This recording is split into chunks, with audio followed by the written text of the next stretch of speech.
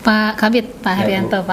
Pak tadi kita telah bicara tentang disiplin, tentang sanksi, hukuman, dan juga siabon ya Pak ya, mengenai keterkaitan dengan TPP. Rasanya tidak adil nih Pak, rasanya kalau kita ini tidak bicara tentang guru yang rajin, barangkali guru-guru yang berprestasi terkait dengan award Pak, penghargaan gitu. Apa saja jenis penghargaan yang tersedia di ASN di Provinsi Jambi ini Pak, terutama untuk guru-guru kira-kira ada nggak Pak? Siap, Bu. Di samping kami juga melayani punishment, hukuman disiplin, juga kami ada yang melayani juga penghargaan. Iya. Jadi bagi PNS kita keseluruhan ada 4 jenis penghargaan yang kita secara kita sampaikan. Yang pertama adalah pemberian tanda kehormatan Satya Lencana, ya, itu baik. adalah tanda kehormatan pengabdian bagi ASN yang telah menunjukkan dedikasi yang baik, kemudian lagi memenuhi masa kerja 10 tahun, 20 tahun, dan 30 tahun. Kemudian pemberian penghargaan ASN telah berprestasi. Nah, kita baru selesai. Nanti kita sampaikan penghargaannya pada tanggal 29 November pada saat peringatan Hari Kopri. Kemudian juga pemberian kenaikan pangkat itu adalah penghargaan terhadap prestasi kerja dan pengabdian. Kemudian lagi pemberian kesempatan mengikuti diklat peningkatan kompetensi. Itu penghargaan bagi mereka yang memiliki kinerja yang bisa untuk ditingkatkan lebih tinggi lagi dalam sisi jenjang jabatannya. Ada 4. Mengenai kriteria Pak, kira-kira kriteria seperti apa ASN yang bisa? Secara umum, secara khusus untuk pemberian penghargaan itu berbeda, Bu. Tapi secara umum, ASN yang memperoleh penghargaan tersebut, yang pertama tentunya harus memiliki kinerja minimal baik di SKP-nya itu, bernilai baik, kemudian memiliki integritas dan moral dan keteladanan. Kemudian berkelakuan baik dan tidak pernah jatuhkan hukuman disiplin tingkat sedang atau berat. Nah, tujuannya Pak, tujuan utama dari diberikannya penghargaan terhadap ASN ini seperti apa?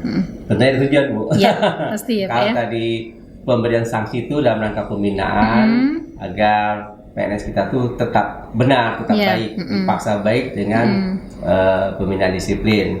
Kalau pemberian penghargaan itu memberikan apresiasi terhadap kinerja dan pengabdian ASN.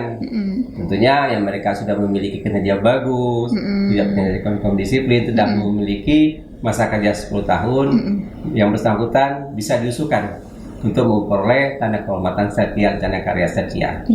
Kemudian begitu juga 20 tahun dan 30 tahun. Kemudian yang kedua, memacu pegawai agar dapat termotivasi. Motivasi Pak ya? Iya.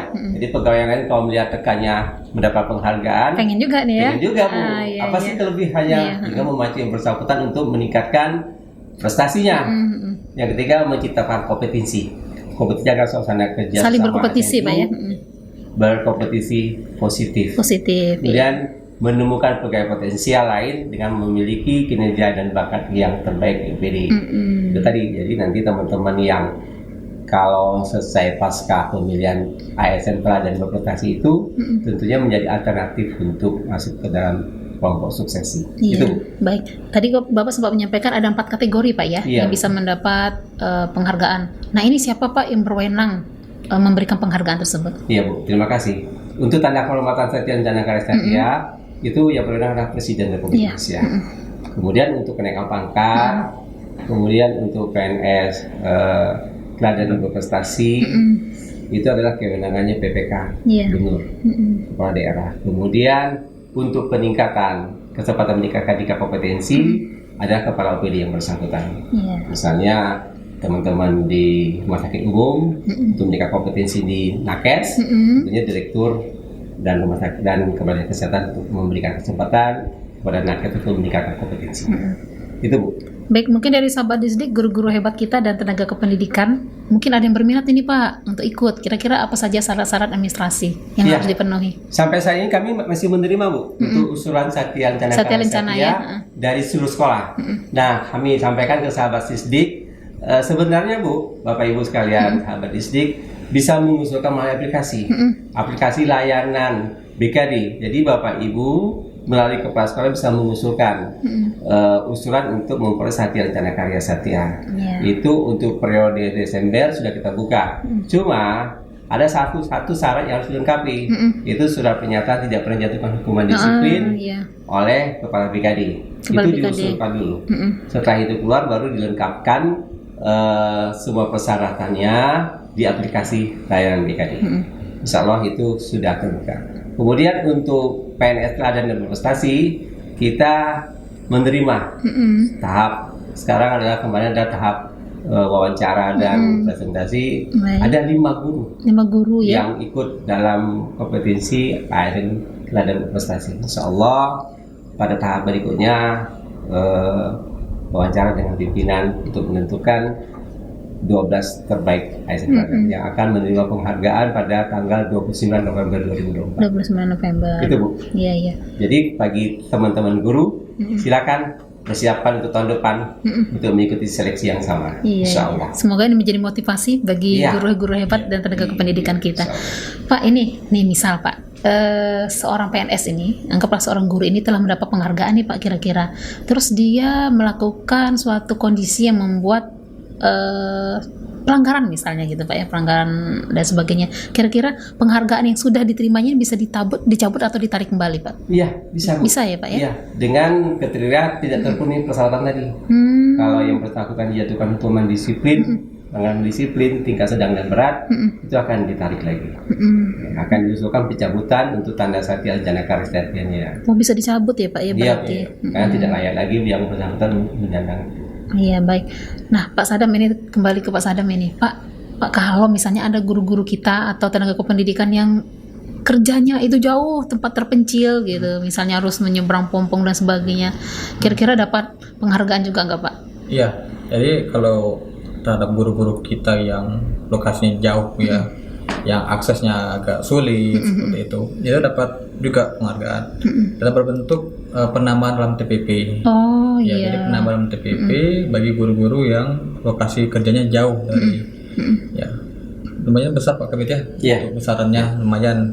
Jadi itu Maksimal 50% dari basic TPP. Iya, basic 50% dari basic TPP mendapatkan penambahan TPP-nya. Berarti dapat penghargaan dalam bentuk tunjangan ya Pak ya? Tunjangan. Iya. Iya, baik. Ada itu Bu, sudah terapkan itu. Sudah ya Pak ya? Ada 4 sekolah yang termasuk di dalam berada di dalam lokasi indeks kesulitan geografis. Iya. 2 di Bungo, Tanjab Timur, 1 di Sapelangun.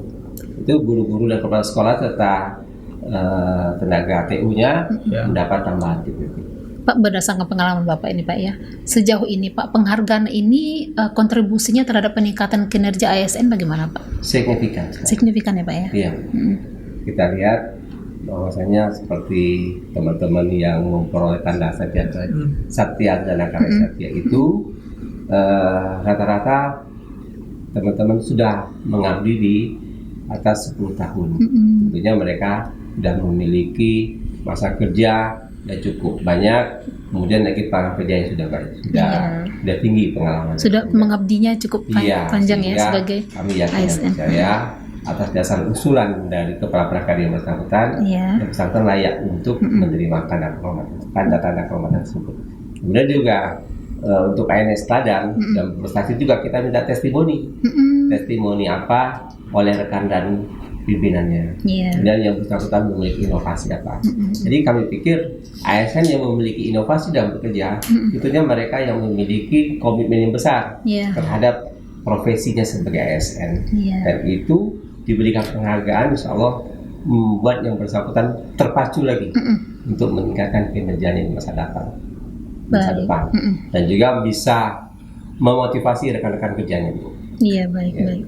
Pak Sadam ini, nah ini kita ke materi terakhir sahabat Disdik, dan cukup gaungnya ini, cukup banyak ini tentang netralitas ASN. Lagi Gitu ya. Ya lagi hot-hotnya ini ya, terkait akan ada pilkada di bulan depan ya Pak ya? Ya, Pemilihan gubernur 27 gitu. November. Ya, ada surat edaran gubernur nomor 5192 garis miring SE garis miring BKD 5.3 garis miring 9 dan garis miring 2023 tentang netralitas ASN di lingkungan pemerintah Provinsi Jambi. Nah, Pak Sadam, kira-kira dari surat edaran ini maksud dan tujuannya apa, Pak? Ya, jadi sehubungan dengan surat edaran Gubernur Jambi, ini menindaklanjuti ya surat Iya. dari keputusan Bawaslu, kemudian keputusan bersama ya dari Menpan RB, Bawaslu, Mendagri, Kepala BKN, Ketua KSN ya tentang pedoman pembinaan dan pengawasan netralitas pegawai ASN dalam penyelenggaraan pemilihan umum. Nah, maksud di tetapkannya keputusan bersama ini itu untuk membangun sinergitas dan efektivitas dalam pembinaan dan pengawasan netralitas ASN. Iya. Selanjutnya juga terkait mendorong kepastian hukum ya, kepastian hukum terhadap penanganan pelanggaran disiplin tadi Iya. terhadap netralitasnya ya. Kemudian tujuannya itu bagaimana kita membuat pegawai kita ini profesional. Profesional ya. Jadi PNS itu harus netral, tidak boleh terlibat politik praktis juga Iya. salah satunya. Kemudian juga tujuannya terselenggaranya pemilihan umum dan pemilihan yang berkualitas. Berkualitas Seperti tanpa itu. dipengaruhi oleh pihak manapun Iya. gitu Pak ya.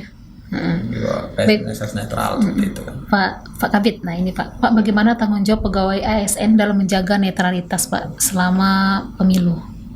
Ya, terima kasih Bu. Setiap diri ASN dia wajib bertanggung jawab terhadap netralitas itu. Iya. Terhadap apa? Tidak berpihak dari segala bentuk pengaruh manapun dan tidak memihak kepada kepentingan lain di luar kepentingan negara. Itu. Baik. Jadi terlepas dari itu, memang ASN memiliki hak politik dalam memberikan suara. Itu digunakan pada saatnya. Tapi untuk masa-masa menjelang pilkada sampai dengan selesai pilkada, ASN tetap netral, tidak memiliki tujuan kepentingan apapun dan tidak mempunyai pengaruh dari siapapun. Iya. Dimensi netralitas ASN ini apa saja kira-kira Pak?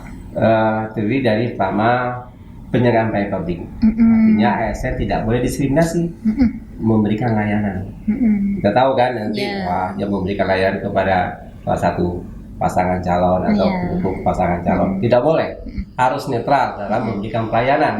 Kemudian dalam pembuatan keputusan dan kebijakan tidak boleh memberatkan kepada kontestan. Pejabat kita Iya. ini ya. Kemudian juga dalam manajemen ASN Iya. tidak boleh melakukan keberpihakan. Artinya seluruh layanan kepegawaian harus netral Iya. dalam memberikan pelayanan kepada masyarakat atau publik serta kebijakan-kebijakan yang dibuat. Iya. Itu. Baik, Pak Sadam, nah terkait dari surat edaran gubernur tadi Pak, kira-kira bentuk-bentuk pelanggaran dari netralitas ini maksudnya apa Pak? Ya, pelanggaran ini kalau Seperti apa gitu? ya kalau pegawai negeri sipil itu ada beberapa saja yang hal-hal yang dilarang ya. Salah satunya sama memasang spanduk baliho itu ya. juga nggak boleh Itu tuh. boleh. Masang spanduk Misalnya baliho. bantuin saudaranya gitu nggak boleh ya Pak ya? juga. Iya, Kita iya. nggak boleh. Jadi memang harus netral. Kemudian sosialisasi, apalagi sosialisasi kampanye itu Iya. juga nggak boleh kita. Iya. Kemudian pendekatan kepada parpol itu nggak boleh. Kemudian bakal calon juga tidak boleh. Ataupun masyarakat yang bagi yang independen ya itu juga tidak boleh. Kemudian kita menghadiri deklarasi kampanye, Iya. nah itu juga nggak boleh kampanye. Pak misal ini ya, salah satu calon pimpinan itu maksudnya calon yang mengikuti politik ini Pak pilkada ini dia ngundang artis nih misalnya gitu Pak ya, mengundang artis di Jambi misalnya, itu boleh nggak ASN nonton konser tersebut gitu, konser musik itu misal terkait dengan yang poin Bapak sebutkan Iya. tadi, Kalau konser musik tapi yang mengadakan si calon ini gitu loh, gimana tuh Pak? ya, ya Banyak kan sebenarnya, seperti ya, itu gitu loh Pak, iya. Ya, ngefans dengan Iya, artis itu ya. sebenarnya Iya. dia tuh mau nonton artisnya gitu kan, tidak peduli siapa yang ngundang gitu. Nah itu bagaimana Pak? Kena juga nggak Pak? Itu sulit sekali untuk mendefinisikan keterlibatan atau tidak. Iya. Memang Pasti ada nanti mohon izin dipotong Iya, sedikit Pak ya. boleh, Bu. Pasti nanti sesi Iya. pasti ada sesi dia sedikit deklarasi itu pasti ada Iya. gitu ya Pak ya. Itu bagaimana Pak? Memang ada pernyataan beberapa pejabat bahwasannya PNS itu boleh menghadiri kampanye Boleh. guna mendengar visi dan misi calon kepada tersebut. Tapi tidak menggunakan atribut, tidak menggunakan kendaraan dinas, Iya. tidak menggunakan fasilitas negara. Nah, itu susah untuk kita identifikasikan seperti itu. Bagaimana tidak, misalnya pembagian baju kaos, Iya. walaupun beliau tidak memakai, tapi Iya. dia menerima. Iya.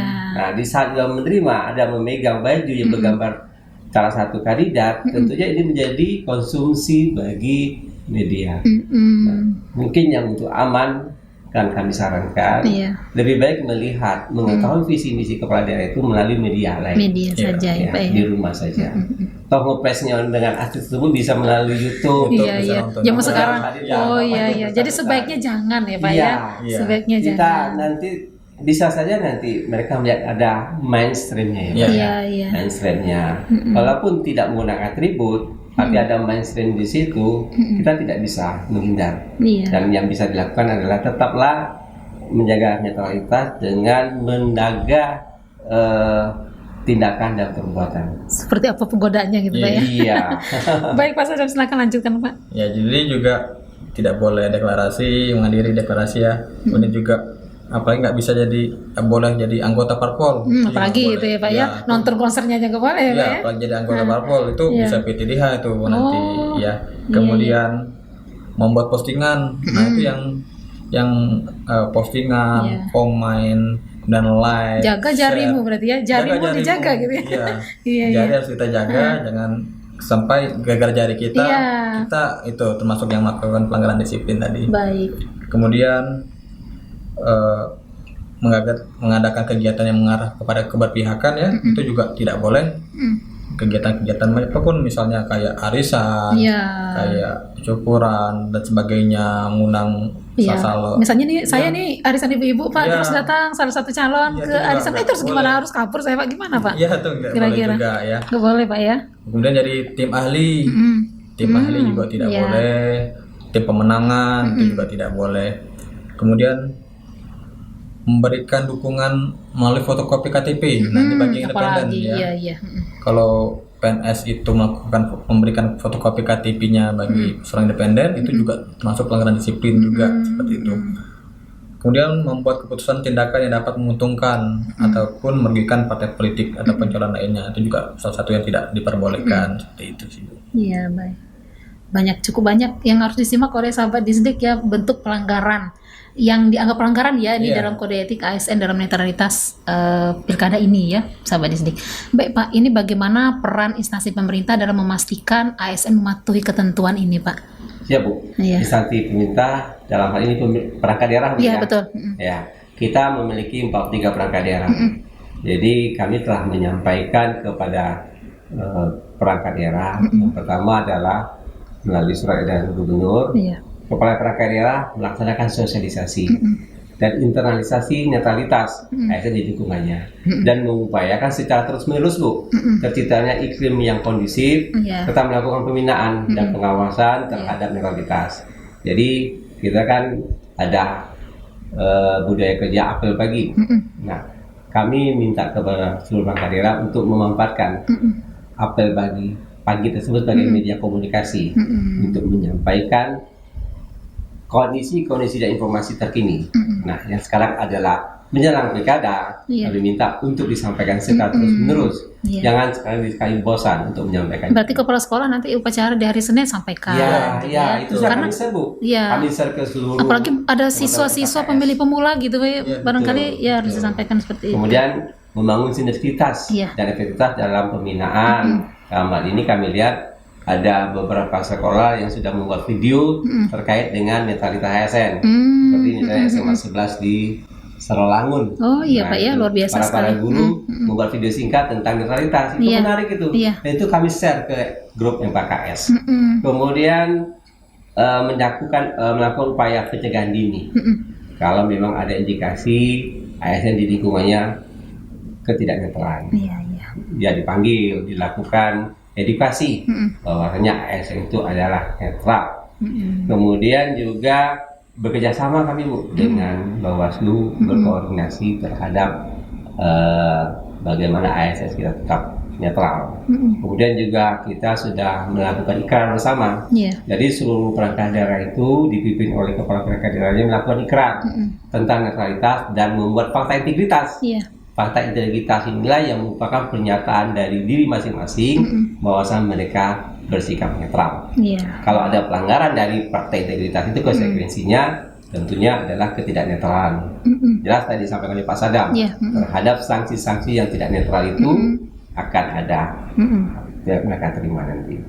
Nah ini Pak Sadam, terkait dengan kebijakan ini, bagaimana pemerintah daerah ini memantau kebijakan ini diterapkan bagi ASN yang bekerja di tempat terpencil gitu? Nah, jadi kalau terhadap ASN yang terpencil tadi, pada prinsipnya selain kami juga melakukan pengawasan, kami juga menekankan juga ke Bapak daerah untuk membantu kami juga untuk melakukan pengawasan. Jadi kita melakukan secara bersama-sama nih dari pemerintah, BKD, kepala perangkat daerah maupun sampai unit paling bawahnya juga melakukan pengawasan dari kepala sekolahnya khususnya maupun seperti U-nya juga terhadap pegawai-pegawai kita nih, terhadap mobilitasnya dan sebagainya seperti itu. Baik, kembali ke Pak Kabid Pak. Pak ini Pak, bagaimana caranya supaya ASN ini tetap bisa berpartisipasi dalam pemilu tanpa melanggar netralitas ASN ini Pak? Ya, partisipasi tetap ada, itu tadi. Yang boleh mana gitu kan? Tetaplah berikan layanan yang terbaik tanpa hanya ada keberpihakan. Kemudian kebijakan yang disusun harus populis dan tidak ada keberpihakan. Itu tadi, karena ASN memiliki hak politiknya berupa memilih, berbeda dengan TNI Polri, gunakanlah hak pilihnya nanti di pada tempat yang tepat dan waktu yang tepat. Baik. Nah, itu partisipasinya. Dan jangan sekali-sekali mempengaruhi dan dapat dipengaruhi oleh siapapun juga. Iya, baik. Tadi Pak Sadam telah menyampaikan peran BKD Pak ya dalam mengawasi implementasi surat edaran ini Pak. Nah ini Pak, ada tidak perbedaan antara larangan dan batasan surat edaran ini dengan peraturan nasional? Ini kan turunan Pak ya. Surat edaran dari gubernur ini merupakan turunan. Ada perbedaan nggak kira-kira? Nggak ada perbedaan. Tidak ada perbedaan ya. Sama sekali sama gitu ya benar-benar ini. Nah, apakah ada pelatihan atau sosialisasi bagi ASN mengenai netralitas dalam pemilu ini Pak? Pelatihan mungkin tidak ada ya Pak? Tidak ada ya Pak ya, hanya sosialisasi saja ya? Baik. Sosialisasi melalui edukasi terus-menerus, melalui media yang ada, di forum-forum, kemudian pada saat apel-apel, kemudian di grup-grup juga kita sampaikan. Itu berulang-ulang terus, termasuk juga video singkat dari SMA 11 Ralangun itu kita sampaikan. Untuk memotivasi. Di medsos juga pakai becah. Di medsos juga kami sampaikan tuh beberapa yang tidak boleh jari-jari itu juga harus dijaga gitu ya, jaga jari-jarimu gitu ya Pak ya. Kalau dulu kan orang jaga mulut Pak ya, sekarang jaga jari gitu ya, karena jari bisa bicara sekarang ya Pak. Iya. Pak Sadam, kenapa ASN itu harus netral sih Pak? Tadi sudah sedikit disampaikan oleh Pak Kabid, mungkin lebih penegasannya kenapa sih harus netral gitu ASN itu? Mengapa ASN harus netral? Sejak kita diangkat sebagai PNS, kita kan juga harus menaati peraturan perundang-undangan. Nah, jadi itu merupakan salah satu kewajiban kita ya untuk mentaati ketentuan peraturan perundang-undangan. Salah satunya itu netral. Kemudian juga kita ASN ini sebagai contoh, ya, sebagai pelayan publik, ya harus profesional, tidak diskriminatif, harus adil, gitu. Jadi tidak keberpihakan kepada kelompok tertentu ya. Tidak boleh kepikirkan pada kelompok tertentu seperti itu. Baik, cukup ya netralitas kita ya, sahabat Disdik ya, harus netral lah pokoknya sesuai dengan komitmen kita waktu pertama-tama menjadi seorang ASN seperti itu. Baik Pak Kabid, ini untuk close statement Pak terakhir, kira-kira ada himbauan yang ingin Bapak tambahkan, yang ingin disampaikan kepada sahabat Disdik? Silakan Kak. Ya, siap. Untuk sahabat-sahabat Disdik di sekolah-sekolah, kami menghimbau yang pertama, marilah kita melaksanakan tugas yang mulia kita ini dengan rasa disiplin yang tinggi, ya, dengan integritas yang tinggi, kemudian juga tetap menjaga rambu-rambu terhadap peraturan-peraturan yang telah ditetapkan. Kemudian juga sesuai yang diamanatkan oleh undang-undang, ASN harus netral. Kita bebas dari kepentingan siapapun dan kita bebas intervensi kepentingan apapun. Dalam posisi sekarang masa pilkada, kami harapkan kepala sekolah selaku manajer di sekolah dapat memberikan edukasi kepada seluruh jajaran untuk jangan sekali-sekali ada keberpihakan kepada calon kepala daerah. Ya. Kemudian lagi tanpa disiplin yang tinggi, integritas yang tinggi, kemudian lagi tampaknya adanya pelanggaran-pelanggaran, insya Allah karir kita akan terjaga. Sayangin nik kita. Ya. Dan kita juga halal Pak gajinya ya Pak ya. Kenapa Bu? Kita halal gajinya ya. Iya, Kalau iya. kita disiplin gitu Karena ya. begini Bu, di dalam Islam, Bu, kita itu kalau kita bekerja tidak sesuai dengan waktu yang ditentukan, ada yang bukan hak kita bawa ke rumah. Ya, Bentuk kita bawa korupsi ke juga rumah. sebenarnya Pak Nah, ya. korupsi waktu.